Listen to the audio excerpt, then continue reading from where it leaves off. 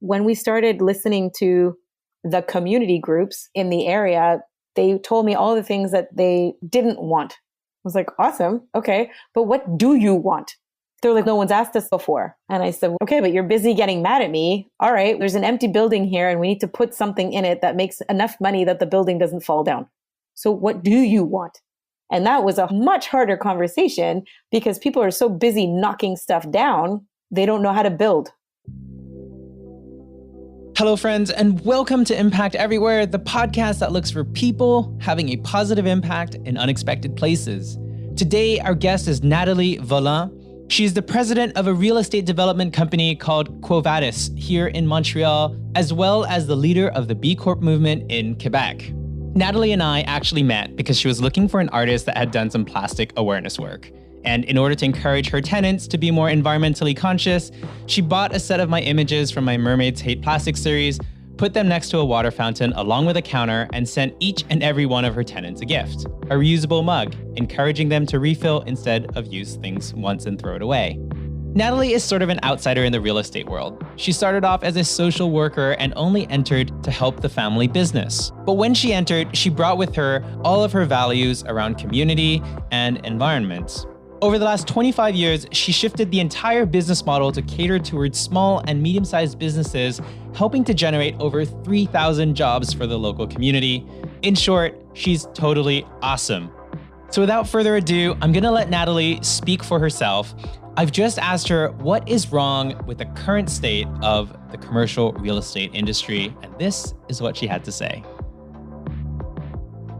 The problem with traditional real estate is that it has now created this concept of built-in obsolescence. Most people say, you can play the stocks all you want, but real estate is a great long-term investment.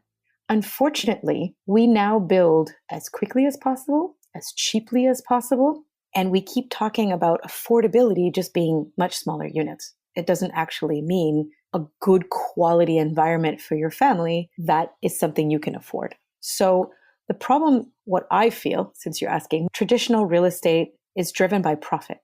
And if that is the main reason of why people get into real estate and they watch their fun TV shows of millionaire listings and all that stuff on TV, we're forgetting why we build to begin with. If you constantly build only for profit, then who's going to build the things that are not as profitable? As an example, who's going to build the schools? Who's going to build the community centers? Who's going to build the social or affordable housing?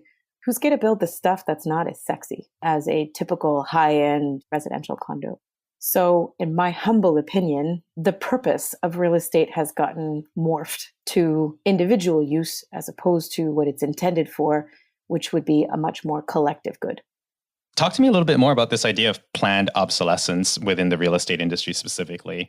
What are some examples of what happens today versus, I don't know, do we need to go far back in time, 20 years ago, 50 years ago, 100 years ago? When did this shift start really happening? That's the first time someone asked me that. I don't know exactly when it happened. Let me make a guess. I'm going to say maybe as cities started to build and land became more scarce, we started thinking differently about real estate. So the concept that I call built-in obsolescence in real estate is when you have a washing machine, right?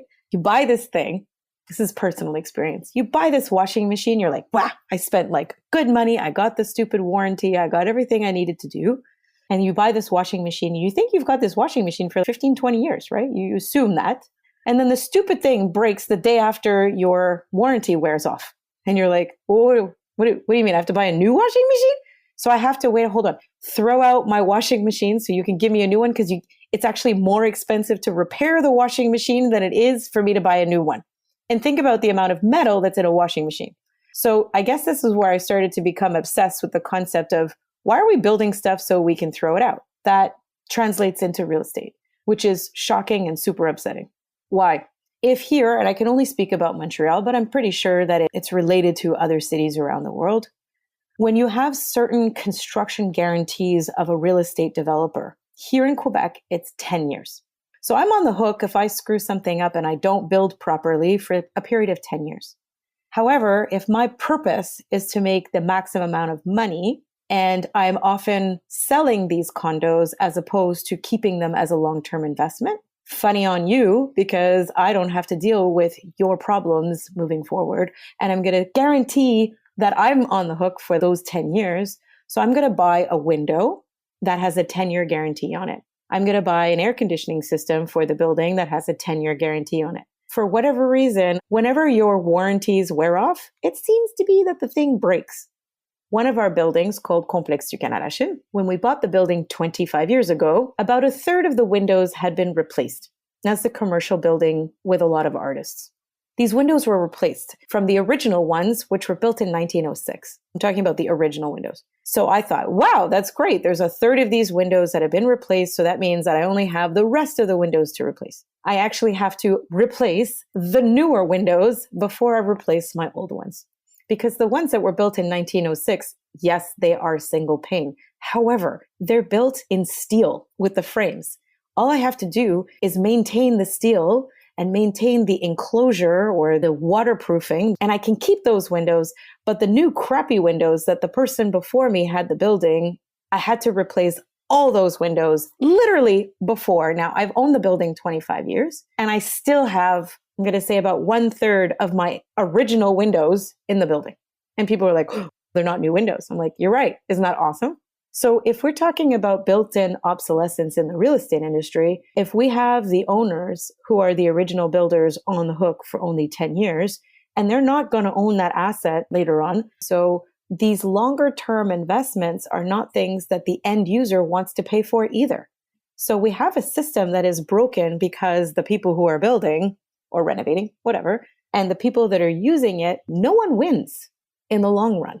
And so this built-in obsolescence, I'm going to say, is a lot worse in the last 20 years, in my opinion, maybe 40 years if I were a guessing human. I'm not sure, a lot earlier than that, but it's shocking how it's normal now.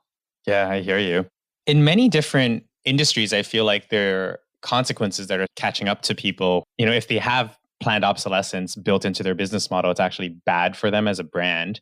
Are there any consequences within the real estate industry to not thinking long-term at the moment? Or are there really zero incentives from a business management practice to be more sustainable?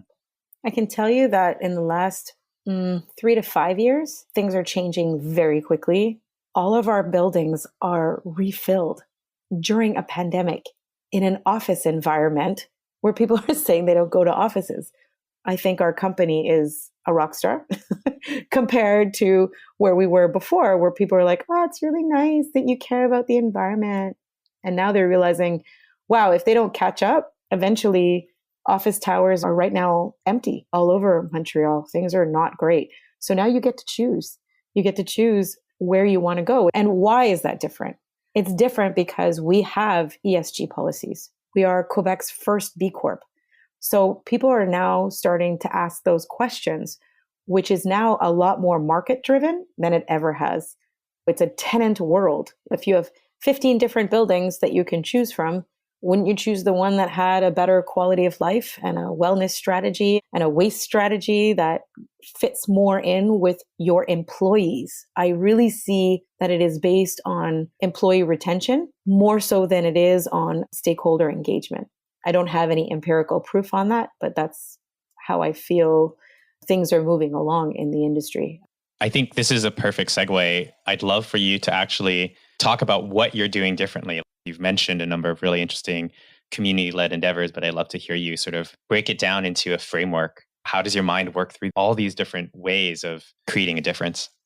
The funny thing is about how we see as a company that we create difference is it didn't really start off as a real thought process. It just started off as like, this sucks and we should not do it like this. We should do it differently because I don't feel good inside. It really just started from the fact that I'm a social worker and I took over a family-run business in an industry that I did not like. I came in for a year so that I can take care of my ailing father and then just stayed. But I did say early on that I would not play by the same rules as everybody else because I couldn't change my values, who I was, just because I changed my industry. So it started off as just, why am I replacing this toilet with a really crappy toilet that's going to break in 2 years? Because we keep our assets. So I really think that is a huge differentiator. When you buy to flip, You are putting a coat of paint on and a Band-Aid on a problem. When you are a long-term holder of a property, you see the financial value in investing in good quality materials, as an example. But our company doesn't just stop with just better materials for economic reasons. We started realizing, as an example, in one of our buildings, we have a lot of artists. And artists to me are the true entrepreneurs, because every time there's an economic downturn, like these people have to be so creative and figure stuff out, because unfortunately, art is one of the first things that you stop buying in an economic difficulty. So I started realizing that the tenants felt very isolated. So we started creating like common areas. We had like lounges where people can talk. We built restaurants. In one of our buildings, we built a dog daycare hangout area. We built rooftop terraces. We built gyms. This was early on before people did that. We brought in daycares. We started realizing, let's test our air quality more and more. So as we started realizing these things, I got involved with the McConnell Foundation, which was really cool. And Stephen, who was the director at the time, just blew my mind away because he's like, Nat, you're a B Corp. And I was like, awesome. What does that mean? I was like, does that mean I make less money because it's not an A Corp? Do I want to publicize that? And so he says, no, you're a benefit corporation. And I was like, I don't know what you mean. So I ended up going to Toronto, where I ended up meeting the people for B Lab and learned about what the whole concept of this triple bottom line new way of thinking about reinventing capitalism, where you think about people, profit, and planet on the same line. You will make all your decisions based on all three of those metrics, or you just don't make a decision. I got really excited about that because I have two daughters, and I always base myself on, if someone goes back to my children and says, your mom did this, what would their reaction be? That was my social barometer of saying, would they be proud of me or would they be embarrassed? Or all the gray zones in between. Who knows? When I start dancing in the middle of a grocery store, maybe that was a different conversation, but I like to have fun. So I think what we do very differently in our company is that we put people, profit, and planet on every decision-making axis in our company. And it's attracted amazing staff. It's attracted international tenants. And we're able to finance our buildings. We're able to have people that sign renewals year after year, and they stay with us and they expand with us. And all of a sudden we're like, oh my God, we're onto something here. Wonderful. Thanks for sharing all of that. I want to go back in time to this moment where you said you picked up the family business. You had no background in real estate. You had a social working background. It wasn't like you inherited a business that was doing wonderful. I read that it was actually doing quite terribly at the time. So what is it like inheriting a quote unquote failing business with a ton of idealistic values? What were some of the most challenging moments and how did you overcome them? This could be a 5-hour conversation. Just your top three or top two, whatever. top three or top two. I think if I'm to answer it properly in the framework that makes sense, is I really had a hard time trying to prove what they thought was impossible. Thank God there's an amazing human in my life that was my mentor from a distance, which was Nelson Mandela. And he had this amazing statement that I used to write on papers and put it on walls and paint it on different places, where his statement was, it always seems impossible until it's done. And I think that at the beginning of my career, people were like, you're crazy. And then now they tell me, wow, you're such a visionary. And I was like, I'm actually the same person. The thing for me is breaking the habits of the way that things are supposed to be. You're supposed to make decisions based on short-term profit-driven strategies. And I saw even over time that people would not even try to help or lend a hand, because then I would prove it and then they would have to change too. So I think that having these conversations has been very difficult, from architects to engineers to banks. Oh my God. I remember when I went for my first $2 million loan, I had to look in the mirror the night before and say 2 million a lot of times repeated without laughing, because I thought, who in their right mind would give me $2 million for a failing business, when I insisted and was very transparent that my goals and my objectives were very different. So I think that each industry is stuck in its own way. that supports real estate, whether it's, like I said, architects, engineers, bankers for sure. To this day, I still have problems trying to convince bankers. They're like, we love what you do. We just can't give you any financing. I'm like, I don't care if you love what I do. If you really love what we do, then you should take that risk. And I think that the biggest role that I have, which is why our logo is a puzzle piece, is to create that mosaic, right? Like I'm super good at some stuff, but real estate doesn't exist in a vacuum. It is part of an ecosystem of suppliers, finance, materials, clients, staff. I think that once we start realizing that we should be humble and realize that I don't know everything, but I'm certainly going to push for my values. I think those were my biggest challenges. And I was very young. And honestly, a woman in the real estate industry 25 years ago, not always as easy as it can be. I remember one year for the International Day of the Woman, I was like, oh, great, we've got one day. They're like, what does it feel like to be a woman in the real estate industry? And I was like, I've never been a man. I don't know the difference. You know?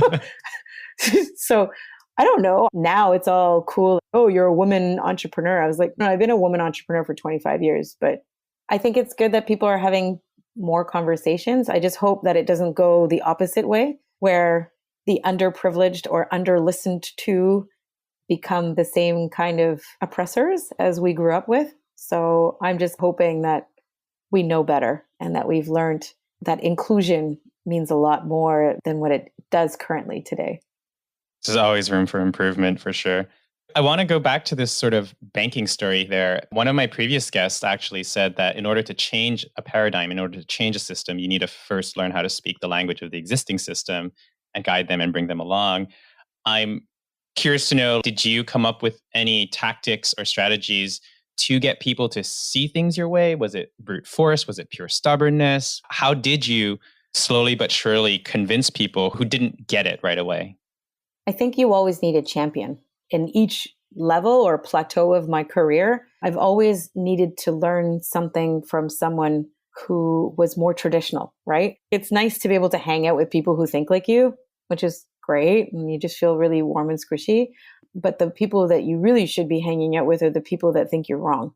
I actually took a negotiating class at McGill Executive Institute like years ago, where they taught the philosophy of the book called Getting to Yes. And there was this whole paradigm where in your negotiations, you have win-lose, you have lose-lose, and you have win-lose on both sides. And you have to find out where you are comfortable. And I know that for me, where I'm personally comfortable is a win-win. Depending on how I get there, I also know that my quote unquote opponent might not have the same goals about having a win-win. I quickly identify if someone needs to lose or someone needs to win against you. I modified my strategy to be like, oh, you're right. You got it. There are certain things that people intrinsically need, you know? And so if you know that the person needs to win against you, you have a very different way of negotiating than if somebody wants to really work together and co-design something. So I think that sheer force is one thing, never giving up, which is really hard. Even if you like lie in a puddle in your bathroom going like, why am I doing this? Because that's happened just a few times in my life. But I think never giving up, never straying from my values, and my negotiating skills had to be like 900%, because without that, I wouldn't have been able to convince. I think what I love about your work is you're a storyteller. And I've been inspired by you. For me, what is my story? And so I think that Quo Vadis has a very strong story about doing things differently. And we continue to write the chapters in the book and hope that people use it as a resource to be inspired to do stuff in their own industry, regardless if it's real estate. Very interesting. So you said earlier that you try to hang out with people that think you're wrong. Do you hang out with people that think you're wrong to bring them over to your side as allies and to learn from them? Or do you hang out with people who think you're wrong for another reason? That's a psychology discussion, but let's just talk more business. I like to go with people, like I'm talking about business relationships, right? So like a banker that doesn't believe that you can actually make money and do good, as an example. You talked earlier about being able to speak their language, right? So by getting to know someone about why they disagree with you is the most amazing opportunity to actually be able to have the conversation and convince them otherwise. I remember at the beginning, I had 13 different financial institutions that said no to my financing for one of my buildings. And their answer was always no. I'm like, no, what? Like, why no? Because you don't like my foot. You don't like my numbers. You don't like my tenants. Like, what? Because I can't fix it until you tell me why you don't agree with me for whatever reason. And one of the banks, another, I guess, champion of mine, told me all the reasons why they said no. And that became my modus operandi. I'm like, okay, you don't have enough long-term leases. Okay, so let me figure that out. Your environmental hasn't been remediated yet. Okay. It became my homework. So by hanging out with people that don't agree with you is the easiest and best way to learn how to see their side.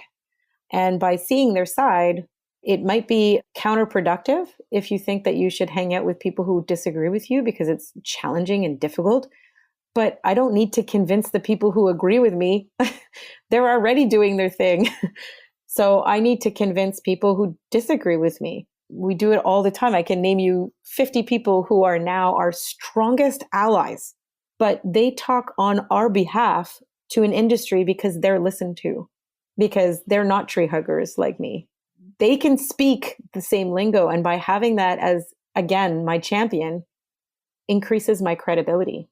And I think it's too easy in this world. And I think that in the social economy world, a lot of people just hang out with the same people and talk about how great they are.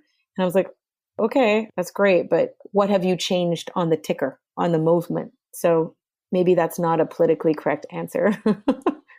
No, I think it's great, especially in today's world. There's almost this sense, oh, if you're hanging out with someone who's draining to you, just change your crowd. And we live in the internet age where you can really find, if you want support, you can find it anywhere you look. And it's just not common to hear, oh, go hang out with the people who disagree with you to create the checklist for what to do. So I like that perspective quite a little bit. I want to go back to something that you said earlier. So you said that your 3 values, people, planet, profit. People. When we talk about people, you're really saying community. What are the best community building practices that you have either created or discovered along your journey? Number one is we have to fight what we see as a definition of community, because my definition of community is very different than what even community developers are. I guess my best physical story of community engagement was with our project called Salon 1861, which almost killed me. It's a church built in 1861 that was empty for 8 years, falling apart. And a good friend of ours said, you should go check out this building. And then I got in front of it and I was like, no, I'm lost. I'm in front of a church. And I was told to shut up and go inside. And then I fell in love with the damn building. And then I realized that the amount of amazing forefathers of people who built this building for a community, I started realizing, okay, if it can't be used as a church currently, what was the end purpose of this? It was about bringing people together and bringing rich and poor and bringing people from different parts of the city. And outside of a church, they would have like a marketplace. It was a way for people to interact and see each other. So I said, okay, if religion, the way that it is right now, can't play that role in this specific building, why don't we start from there and actually figure out what does the community need? But because I had the hat of a real estate developer in Little Burgundy, that was awful because I'm a girl, I'm white, I'm a developer, I'm English. You throw all those things. I got a lot of X's on me. And again, I needed my champion. And so I kept pushing people to realize that the word community doesn't mean only the impoverished and the nonprofit groups, because that's what people talk about when we talk about community in my world in real estate. Community means a lot more. It means very large business, small business. It means the guy down the street. It means the humans that surround you in where you geographically live. I think it's very annoying that we constantly try to define ourselves by how we're different, as opposed to understanding how similar we are. Maybe that's just my old first degree, which is actually African studies, where racism is prejudice, prejudging. And you also prejudge when you're trying to solve a solution, like a building that's derelict in an area that is a fire hazard. So why is it that nonprofit groups only want to talk to businesses when it's time for fundraising? Is it not an opportunity to decide the people that are living in social housing, they are often underemployed. There's a lot of people who are brilliant, awesome human beings that have just had some difficult challenges. The businesses need employees. The environment needs that you don't travel far from where you live to where you work. There's all these things that make a whole lot of sense that maybe the role of a church used to bring together, but now we think our community is a Facebook page. And I think that the physical interaction of understanding that when I bring my child to the park, I have the same worries as a mother who lives in a different area. I mean, in general, I'm generalizing, obviously, but I think that step one is that we have to redefine what does community mean? Because community means the good, the bad, and the ugly. It means everything. What was really neat is that when we started listening to the community groups in the area, they told me all the things that they didn't want. I was like, awesome. Okay. But what do you want? They're like, no one's asked us before. And I said, okay, but you're busy getting mad at me. All right. There's an empty building here and we need to put something in it that makes enough money that the building doesn't fall down. So what do you want? And that was a much harder conversation because people are so busy knocking stuff down, they don't know how to build. So I feel like my role is, and again, it's one of our catchphrases in our marketing, is we build communities because we put people together that might not necessarily be together. That's super interesting. I've never thought of communities as bringing people who don't fit together. In online context, it's usually the opposite of bringing people who have similar interests together where they can bond. And so in concept, that sounds really cool, bring people of diverse backgrounds together. But in practice, this sounds like it could be really, really challenging, especially in your context. Can you give me an example of conflict resolution in your world? So our whole work with the salon was really interesting because there was a woman who was really angry, like really angry. And I was like, there's nothing that I could have done that made you this angry. And she was just really challenging in this public meeting. And so I took all of my fear and I put it aside and I walked right up to her and I'm like, what are you so angry about? You don't even know me. You don't even know anything about me. Do you have something better to do in this building? What is it that you're missing? Why are you so angry? She says, I need a seat at the table. I'm like, what table? She's like, your table. I was like, oh, okay. I don't know what that means. And I went away and I didn't understand. I had to think about it. I went, wait a second. What if I actually get a table at the church and invite everybody that's pissed off at me to come and sit at the table? I don't know. What's the worst that can happen? I mean, obviously, I'm not as intelligent as I should be, because that could have put me in a very interesting situation. So I invited all the people that are mad at me to a town hall. I asked everybody what they wanted and what they were mad at. And it was probably one of my worst meetings emotionally in my life. I wasn't exactly sure, because as one person was like, I'm mad at this and I'm mad at that, blah, blah, it became this snowball of negativity. And I thought, wow, this is not good. This is really not good. But then as people were going so far in one direction, I said, how many other developers have asked you what your thoughts are?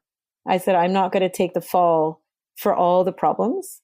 I'm here to ask if you want to be part of the solution, because I'm not going away. And it was a very difficult day, but I remember I have a life friend whose name is Jackson, who came up to see me after, and he says the community acted completely incorrectly. They acted the opposite of kindness and exactly what they accuse you as a developer about, they behave that way. And so he became my champion, and he forced people who really hated everything about me, even though they didn't know me, to sit down with me. And then we started having real discussions with someone who was my champion. And we started having those very difficult conversations.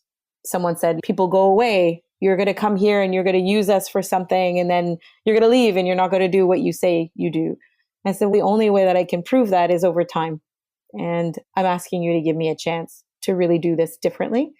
And these are like my friends for life moving forward. And these were the same people who fought for another project down like a couple of blocks on the other side. And they were like, you know what? Natalie has said everything that she said she was going to do, she did. And so now you need to believe her in this other project. And it became more and more easy. And then the people who were just angry for whatever reason, they were put on the sideline by this entire community that we built around trying to work together to solve the problems. But I think people aren't always asked their solution. And I think that we have a very bad idea of what the concept of a community is. That's fascinating. So you have this strategy of turning enemies into advocates, which isn't really a strategy. You're just trying to do the right thing and inviting people to have a seat at the table. So is this table thing something you do all the time? Maybe not physically, but this idea of inviting positions to sit down and find, they don't even sound like compromises. They just sound like a vocalization exercise of getting people to express themselves and to think past their preconceptions. Is this a practice that you have now embedded in every single project that you do? Or was this like a one-off thing where you're like, oh my gosh, never again, there has to be a better way? This is exactly what we do every single time we go into a city, a community. But now the funny thing is it's not as hard. Like we really want to build a project in Lachine as an example. It's a city in Montreal. And before we put our offer down on this project, I wanted to meet with the mayor and I wanted to meet with community groups. Before I even put my thing down, I was like, what's everyone mad at? Let's figure out what they're mad at before they're mad at me. and not necessarily mad at, but what are their concerns? What are the things that they want to do? And I walked in and I was so welcomed. And it was just bizarre because I guess someone Googled something or whatever, hallelujah to the internet sometimes, I don't know. All of a sudden, they were like, oh, Natalie's coming to the area, so we need to get our paper ready about what we want. And it was awesome. I had never felt that before in my life. Granted, it took me 25 years to get there. And I remember leaving the meeting and I was just so inspired by how proactive the community of Lachine is about really thinking about what they want and trying to figure out how they're going to get it, working with their master planners and working with citizen groups. And I don't know, it's starting to happen more that people are organized around finding solutions as opposed to organizing to rip down other people's ideas. So I don't know if I just got lucky or it is, as we think in 3 modules of people, profit, and planet, now every borough that we go into or every new project, we are not arrogant to say, I know what you need. We start by going, what do you not have that you do need? Because then we don't have to fight against all the other real estate developers and build the same stuff that they're building. We're building the things that they don't want to build, which means that my buildings are filled faster. My marketing strategy is honesty, transparency, kindness, and that doesn't cost anything. I love it. So what was once your like greatest weakness in terms of stumbling in and trying something new has now become your greatest strength? It's something people are looking forward to. You just had to push past all that friction and for 25 years to get to this point, which is a really long time. It's a really long time. Yeah. I'm just trying to think of this journey of yours from being weird and different to being socially accepted. How do you know when you're on track? Because the difference between someone who's crazy and someone who's innovative is sometimes really hard to tell the difference between the two. So for people who are innovators and who are trying something different and are filled with that self-doubt or imposter syndrome, what piece of advice do you have for them to calibrate their own internal compasses? I think that's very individual. I can tell people how I feel, but I would never want to limit someone in how they can see their own version of success. I think you have to define what you mean by success, right? Because a lot of people think that success is money, which is possible, and that's okay. And I'm not judging it. I guess for me, my version of success is I've built a company with the people that I love the most. I've created family in my business with people that are employees, but that I would fight to the death for. The fact that anyone on the planet could try to poach them and they won't go because they think that we're doing something that fulfills them personally and that changes the world is pretty awesome. This network that we've built from all stakeholders, like we mapped all of the stakeholders, and we mean to make sure that we have people in every single category, whether it's government or big business, startups, artists, nonprofits, people in social housing, whatever. As long as we have all that network in our life at all times. I think that we've created a business that serves social good, which is pretty awesome. However, the big dirty word of money, we have to make money. Why? Because no one is going to give it to us. And the more money that I can make, the more change that I can do. For the first time in 25 years, I was able to buy a building cash. And I was like, this is so awesome. You know why? Because a bank can't say no. And the first thing that I did, even before we signed the paper, is I actually called the nonprofit groups and the residents in the area. I'm like, if I buy this building, what do you see in it? And the fact that they were like, let's get the board of directors together of my nonprofit. I was like, you're going to get the whole board? I didn't buy the building yet. Hold on. People were just like really excited about it. And if like I can fill buildings one after another with people that are happy and creative and awesome and pay my rent. You know, pandemic happens. And I was like, oh my God, my tenants, they're not going to be able to pay my rent. And how do I put money on the table? And we made a decision to not lay off any of my staff because they're really important to me. How can I make sure that I continue putting food on my table for my children and at the same time feel like it's okay that I just laid off all of my staff? Like some of these large companies, they laid off staff before they were even in physical pain with their money, right? Like within 3 days of the pandemic with the shutdown, they fired like 2/3 of their staff. I'm like, hold on, do you not have enough cash flow? Because we do. We have enough cash flow for several months, or we did, we filled it up. But what was shocking to me is that because we have that relationship with our tenants, they paid us even when it was hard. And they called us and cried and we tried to figure stuff out. And we took the government rent subsidy program from day one because there was a section that we have to give up 25% of the rent, which is very hard as a small business because we are a small business. And because I don't make the same profits as some of the other companies, 25%, like that's hard stuff. But because we care about people first, as an example, of course, profit has to be there. We're navigating. It's not easy, but people care because you care about them.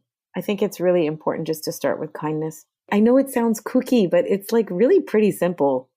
I like that philosophy. It makes me want to be your friend. I hope you are my friend. I don't know. I know, but I think it's that thing where like you just, I need more of this person in my life. And I guess that relationship is not one you have with a tenant or a business like. But I do. I mean, I love my tenants. That's what's so different about it. Okay, I love most of my tenants. I have to be logical and realistic as well. Of course. What is something that you know now that you wish you knew in the beginning of your journey? That it's okay to be afraid. I think it would have been nice that someone just took a moment and said it's okay to be afraid. Our society always says run away from things that make you uncomfortable or things that aren't easy. And I kept saying, I'm so afraid, I'm so this, I'm so that. But I kept going. I don't know, because I'm stupid or I don't know. It's like mission driven, blah, blah. But I don't think anyone ever gave me the authorization to be afraid. And I wish they would have, because it's okay to be afraid. What's not okay is to give up. And I think that if more people knew that it's okay to be afraid or to be sad or that this is hard, it's okay. And you should, by the way, because if you don't, like, it's a problem. Great. And on that similar note, looking forward in time, what is something that you know today that the rest of the world still thinks is totally crazy? Something as stupid as you can make money doing good. They still think I'm nuts. So we plan on making oodles and oodles amounts of money and scaling this across Canada and internationally and teaching people how to do it for themselves so that we can actually prove that capitalism was created on a good note and it was just bastardized, because I don't feel that the nonprofit world can create the change that we need on the speed that we need. If we're talking about climate change, we just don't have the time. I just feel very strongly that you can have your cake and eat it too. And I think that I'm still fighting that battle, that either you can make money responsibly or that you should make money or that you can use money for social justice. Because people are like, are you nuts? What are you doing? I don't know. I'll let you know in 25 more years. What do you think Quo Vadis is going to become in 25 years? Do you think it's going to stay a real estate group or is it going to become a coalition? Where do you see this all headed? We just finished our strategic planning. So such a great question you ask, because we were trying to figure it out. So I always tell my staff, because now I have all these younger people who are awesome and they're going to take over for me. And I always say I'm going to retire, and they all laugh at me because they're like, you would not know what to do with yourself all by yourself, which is true. For me, I think what is interesting is that we not only want to scale what we're doing, we want to teach communities to do it for themselves, because I can't do it everywhere. So we want to be very transparent and intentional in what we do, but we're going to create a new division in our company. So it's actually never been said out loud before. So your podcast will be the first place that I announce it. I'm obsessed with waste, obsessed. And the whole concept that we think we can recycle, which we don't, is really upsetting. So if we really want to create our carbon footprint reduction that we need in the real estate industry, which, by the way, the built environment is 40% of our greenhouse gases, which is a huge industry that needs to move now.